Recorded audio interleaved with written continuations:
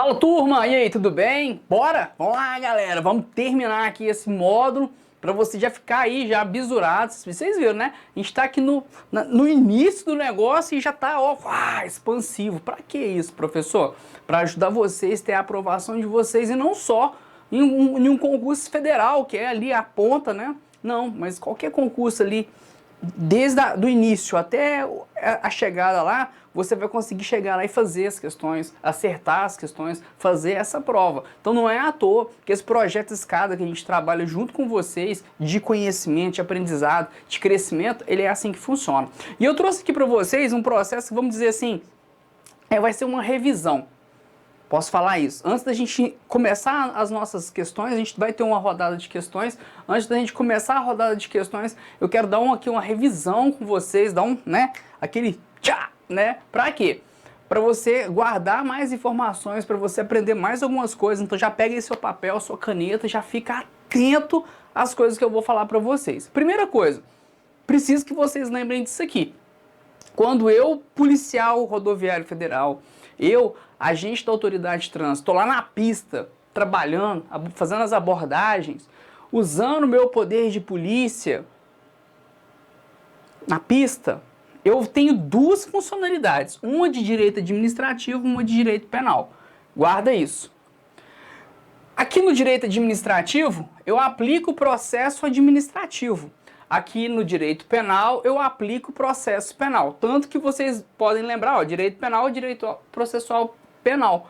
Então, as nossas bases de direito administrativo está aqui, de direito penal e processo penal está aqui. Inclusive, a cor no quadro é diferente, justamente para você guardar e lembrar lá na hora da sua prova. Então, primeira informação, o que você tem que saber aqui? Aqui, o policial, ele faz auto de infração de trânsito. Então, você, quando tomar posse, amém? Fala amém. Qual que é o seu nome de guerra? Você manda para mim lá no Instagram seu nome de guerra, quer saber, né? O que acontece? Quando você, lá, PRF, na pista, trabalhando, você aplica auto de infração de trânsito. Direito administrativo, né? Então, quem é que faz, Fernandinho, esse auto de infração de trânsito virar uma penalidade? Quem faz isso é a autoridade de trânsito, que não é você no início da sua carreira. Não é você. É o seu chefão, beleza? Vai aplicar uma penalidade de trânsito. Então aqui a gente está falando do direito de trânsito. Então, penalidade do direito de trânsito. Fernandinho, essas penalidades, a gente vai estudar elas? Vamos. Então, por exemplo, a gente tem multa. Multa é uma penalidade. Uma penalidade. Outra que a gente tem, suspensão do direito de dirigir, cassação do direito de dirigir, são penalidades. São penalidades. Essas penalidades, elas são de trânsito. Então, ó, elas fazem parte do trânsito, ó. Tá aqui, beleza? É do trânsito. Quem aplica? Autoridade de trânsito. Beleza. Essas questões de penalidades, quem aplica, então, é a autoridade de trânsito. Por acaso, se te perguntam, mas na aplicação das penalidades de trânsito, se aplica qual tipo de processo?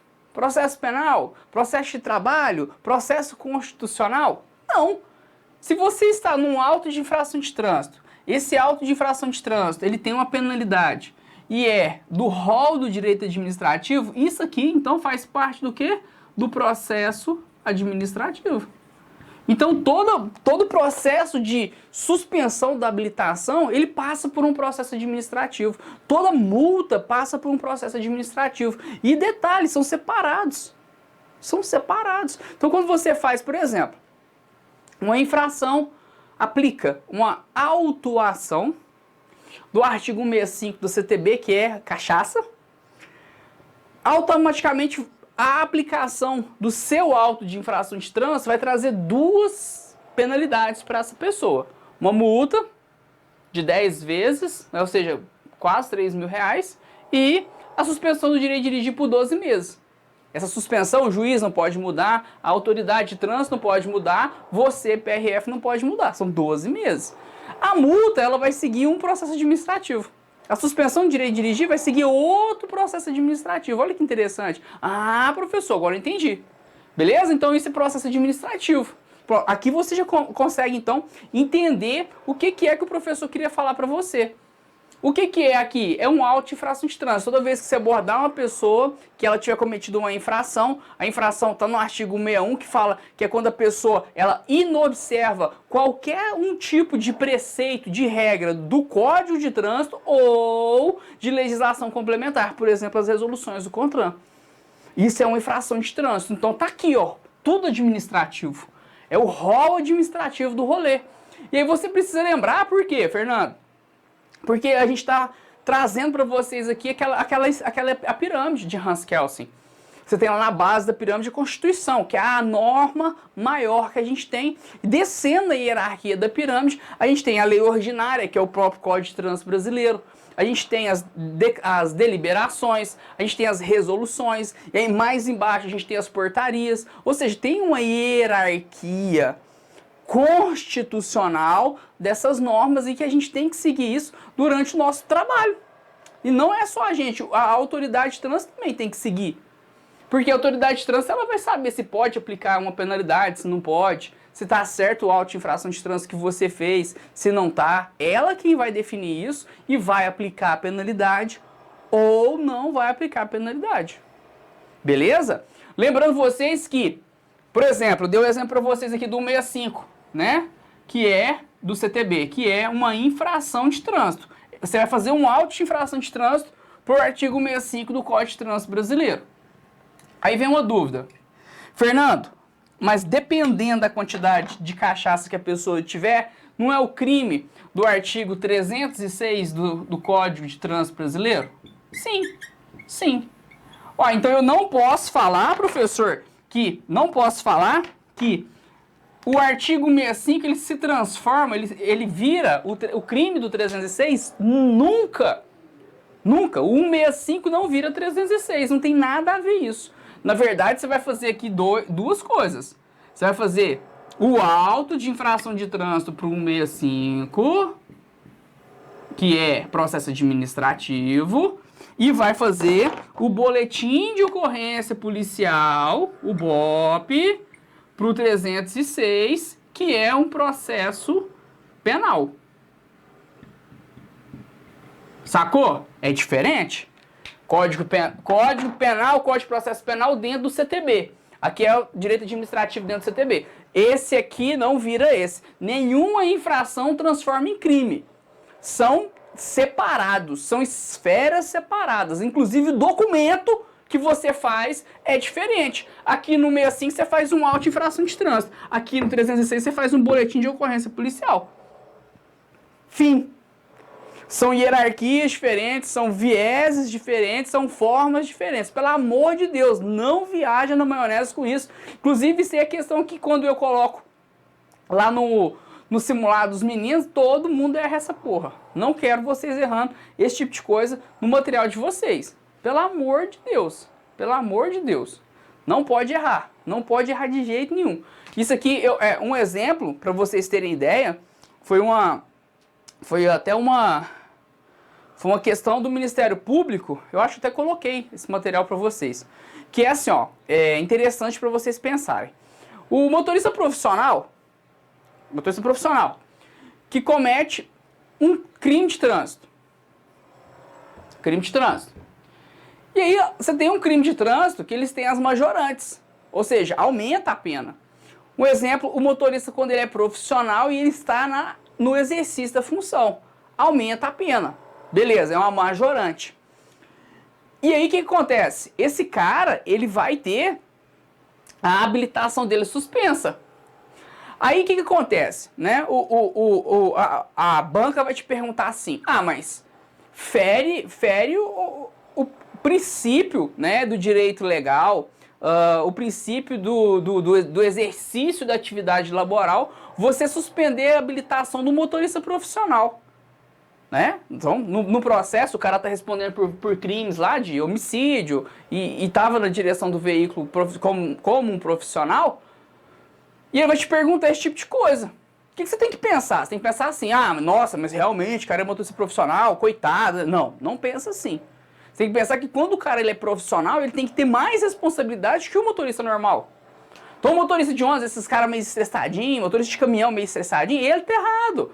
Ele tem que baixar o farol dele e entender que ele tá na atividade profissional dele e que, criminalmente falando, ele é mais responsável que os outros condutores.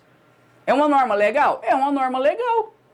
Inclusive tem decisão do STJ que fala que não, de jeito nenhum, suspender a carteira de um motorista profissional não fere nada.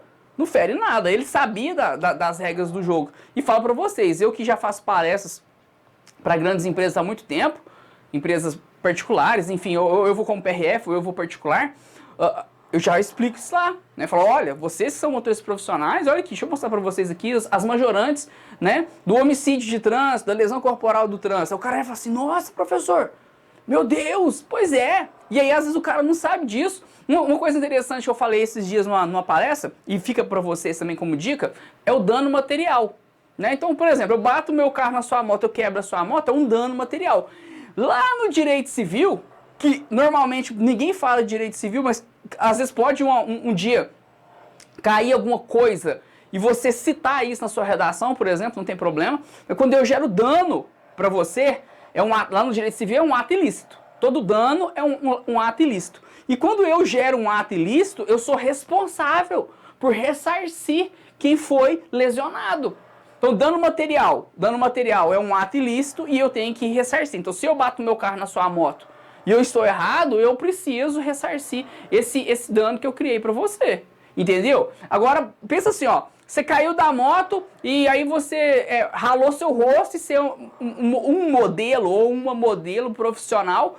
E aí você teve uma lesão no rosto ali e isso gerou um dano, né? A sua imagem. Olha o que eu tô falando. Eu sou obrigado a repor, a te pagar, a ressarcir a sua imagem? Sou.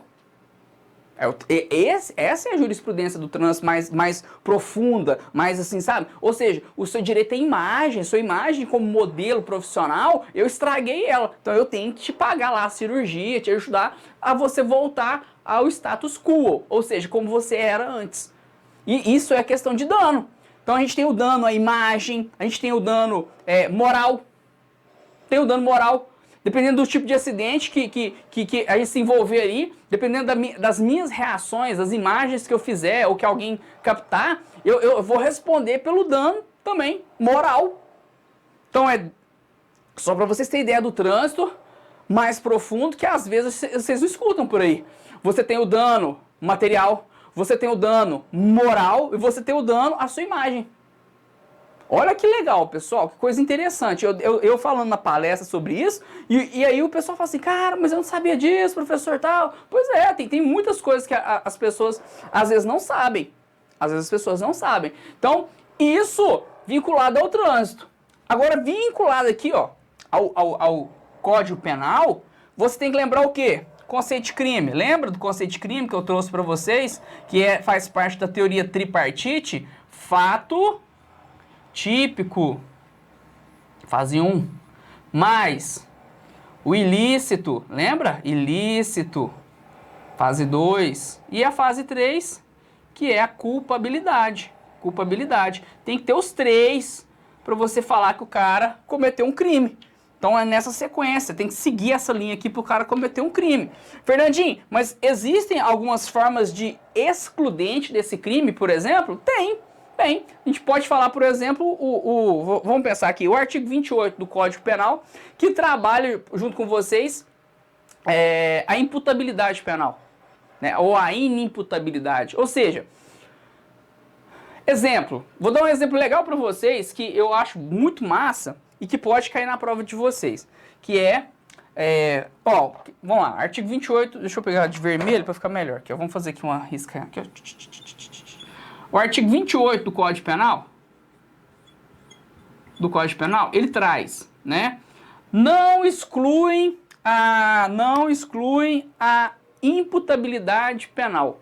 O que não exclui a imputabilidade penal? Por exemplo, tem gente que acha que exclui, né, a emoção. Então o cara tá emocionado, vai lá e mata o outro. Não exclui a imputabilidade. Cuidado. Beleza, Fernandinho, tem mais. A paixão, né? Não, mas ele tava muito apaixonado. E aí foi lá e fez a merda. Não exclui a imputabilidade. O cara continua respondendo pelo crime que ele cometeu. Beleza? E aí tem um aqui que é interessante, pessoal, que é a embriaguez. E a embriaguez é uma parte que eu gosto de lecionar, porque a gente tem 3 tipos de embriaguez. Beleza?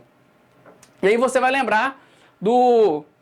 eu lembro que lá na casa do meu avô tinha um cuco, né? Eu falei, cuco, lembra daquele trem? Pois é. Aí eu lembro do meu avô e o cuco. Então, vô, cuco, né? Beleza. Então, você vai lembrar do vô, cuco. Beleza? Vô, cuco. Embriaguez. Vamos colocar de outra cor aqui pra ficar bacana pra vocês lembrar. Embriaguez voluntária. Fernandinho, que embriaguez que é essa? Cara, eu passei no concurso e vou encher a cara. Hoje eu vou cair pra trás e foda-se o mundo. Embriaguez voluntária. A embriaguez voluntária, ela também não exclui a imputabilidade. Não exclui. Não exclui. Então, a voluntária não exclui. Beleza. Outra, a culposa. A culposa. Então, o cara tá lá no bar, começa a beber, aí cola a gata, ele empolga, né, exagera. Não, seu delegado, eu dei um tapa na cara dela, mas eu tava bêbado e, nossa senhora, né, não queria fazer isso. Eu fiquei bêbado de forma culposa. Não vai excluir a imputabilidade. Não vai, esquece. Nossa, Fernando, e agora? E agora se fudeu, né? E nós temos a versão, que é onde eu queria chegar com vocês, que é a embriaguez completa. Essa embriaguez completa, ela segue o padrão que está lá no parágrafo 1º desse artigo 28 aqui, ó. Tá lá dentro, você tem que ler esse artigo 28. Essa embriaguez, ela não basta ela ser completa. Tem que ser uma embriaguez por caso fortuito. Tem que ser também ou caso fortuito ou força maior, beleza? Fernandinho, dá exemplo? Dou sim, força maior. O cara tá lá passeando, né, do lado do tonel de pinga, e aí de repente ele escorrega e cai. Bum, cai lá dentro do tonel de pinga, né? Caiu dentro do tonel de pinga, ó. Que tipo de embriaguez foi essa? Foi voluntária? Não. Deixa eu tirar esse trem daqui, que esse trem tá atrapalhando. Pera aí, pronto. Foi voluntária? Não, não foi voluntária. Foi culposa? Não, não foi culposa. Foi completa? Foi. O cara caiu dentro do tonel de pinga, velho. Tá doido, né? Mas foi um caso fortuito? Foi força maior? Foi. Foi caso fortuito. Foi força maior. Ventou e ele caiu. Enfim. Nesses casos, a embriaguez completa, ela exclui a inimputabilidade. Ela vai excluir, aí sim, o fator ilícito daquele crime que aquele cara cometeu. Então pensa comigo, o cara tá lá, né, andando no tonel de pinga, caiu dentro do tonel de pinga. Aí caiu, saiu já de dentro, né, todo doido, e aí chega uma pessoa, ô fulano, vem te ajudar. E ele tá totalmente embriagado, ele vai dar um murro na cara dessa pessoa achando que é um ladrão, achando que é um assaltante, achando que é a sogra dele querendo, né, bater nele. Dá um tapa na cara da pessoa, um murrão na cara dessa pessoa. Lesão corporal culposa. Só que nesse caso, ele entra numa excludente de imputabilidade penal.